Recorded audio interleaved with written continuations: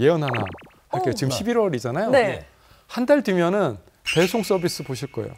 드론으로? 바퀴로. 바퀴로? 한 달 뒤면 보실 겁니다. 우리나라에서요? 네, 어디선까지 서비스 시작한 데가 있다는 말씀이신 거예요? 할 겁니다. 아. 그런 식으로 기술이 다 완성이 돼 있는데 이게 이제 법, 제도의 규제 이런 것들이 언제 풀리느냐, 그리고 상업적으로 언제 가능해지느냐 이런 것들을 계속 보고 있는 거거든요. 네. 그랬을 때 이제 시간이 됐어요. 그 인공지능 혹은 로봇의 한계가 어딜까라는 생각이 드는데 만약에 로봇이 로봇을 만들 수 있게 된다면 더 이상 인간이 로봇을 만들지 않아도 되는 세상이 오지 않을까요? 어우, 예. 전 좀 반대예요. 반대요. 네, 그래서 근데 인간이 힘든 일을 안 할 거라서 우리 아이 세대들은 힘든 일을 안 할 세대들입니다.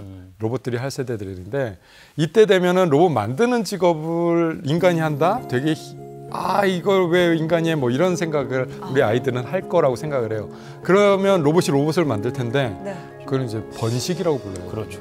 번식을 스스로 할 수 있게 만들어서는 안 된다. 안 된다. 가 로봇 윤리하시는 분들의 공통적인 컨센서스입니다. 그래서 그럼 어떻게 할 것이냐? 힘든 일 안 할 텐데 딱 필요한 것만 잡고 있어야 되는 거죠. 네. 마지막 순간에 로봇이 되는 뭐 핵심적인 거 이런 것들을 인간이 쥐고 놓지 않는 이런 지혜가 필요하고요. 그래서 우리가 로봇 윤리를 바탕으로 어떤 약속들을 해나가야 된다라는 이유도 지금 말씀하신 것과 같은 의미입니다. 네. 로봇 윤리를 말씀하셨으니까 갑자기 생각나는데 그 지난 대선 때인가요? 로봇의 인권 문제가 돌연들어졌어요. 로봇권. 예, 로봇권. 네. 그게 이제 뭐 테스트하기 위해서 일부러 넘어뜨리거나 발로 차는 영상들도 있다고 하는데, 네네네. 근데 살아있는 생물이라고 보기 힘든 아직은 기계인데 네네. 그 권리라는 게 있을 것인가? 네. 어떻게 보세요?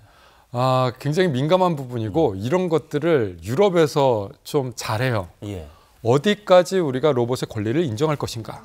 이거는 생명이 아니기 때문에 반려동물보다 아래에 놓을 것인가? 아니다. 아예 필요 없는 우리 인간과 대화를 하면서 무언가 교류를 하는 존재라 반려동물보다 위에 놓아야 할 것인가? 네, 이런 논의들이 지금 활발하게 이루어지고 있고요. EU를 중심으로. 네. 그러지 않으면 로봇 굉장히 막 다룬다면 인간 세상이 망가져요. 예를 들어서요. 네. 자동차를 갖고 계실 거라고 생각을 하고요. 자신의 자동차를 누군가가 못으로 이렇게 쫙 긁고 갔어요. 어떠세요? 느낌이? 그건 안 되죠. 일단 근데 아침에 딱 출근하려고 하는데 누가 이렇게 막 긁고 갔어요. 그러면 뭐 자동차 입원시키고 고소해야죠. 그렇죠. 네. 뭐 일단은 그런 제도가 있으니까 생각이 나는 거예요. 네. 일단은 기분부터 나쁘죠. 그것보다 한 10배, 100배 강하다라고 생각하시면 돼요. 내 친구 같은 로봇이 있는데 나랑 의사소통을 하면서 교류를 했던 로봇이 있는데 옆집 사람이 와서 함부로 대한다. 기분 나쁘거든요. 그랬을 때 인간들끼리 어떻게 할 것이냐가 문제가 돼요. 그래서 사실은 로봇이 이과 분야가 아니에요. 로봇은 저는 문과라고 생각해요. 로봇을 쓰게 된다면 이제 문과를 하셨던 분들은 바빠 주셔야 돼요. 네. 할 일이 너무 많으세요. 많이 애써 주실 거라고 생각하고요. 그리고 로봇 윤리 학회도 만들어졌어요. 그래서 많이들 해주고 계시기 때문에 좀 희망을 걸고 있습니다. 네. 그럼 앞으로 한국 로봇 산업이 지금보다 더 발전하려면 어떤 게 좀 필요하다고 생각을 하시는지, 또 더불어 로봇 비즈니스가 성공하려면 네. 어떤 조건이 필요할까요? 많이 써야 됩니다.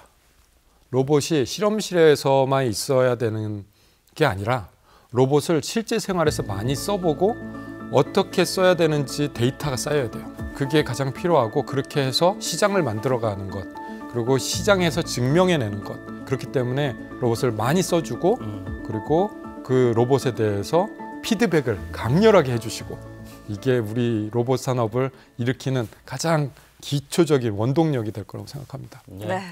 저희가 시작할 무렵에 과연 로봇을 왜 만들고 싶었느냐 할 때 네. 이제 불편한 동생을 도와줄 수 있는 로봇을 꿈꿨다 하셨고 지금은 소연이라는 주장을 두고 수많은 앨리스들과 함께 축구 경기도 이제 나가고 계시지 않습니까? 네, 그럼 네. 궁극적으로 어떤 로봇을 만들고 싶으신지 로봇과 함께하는 이 사회의 목표랄까요? 예.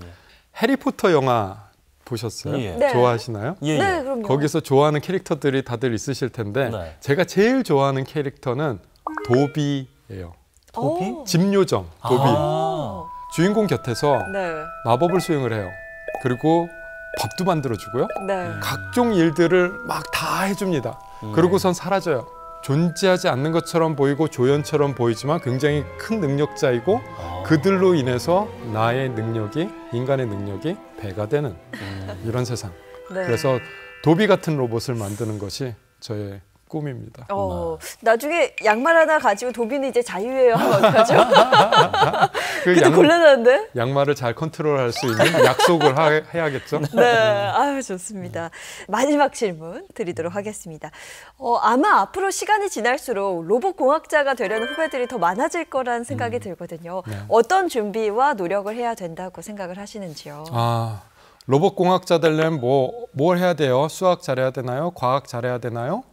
라고 물어보시는 학부형님들이 되게 많으세요. 네. 엄청 많으십니다. 그런데 제가 드리는 말씀은 다 똑같아요. 뭘 좋아하나요? 라고요. 로봇은 정말 많은 분야가 필요한 종합적인 학문이자 종합적인 산업체 결정체입니다. 내가 이 일을 하고 있어? 근데 이 일은 로봇하고 관계없어? 아닐 거예요.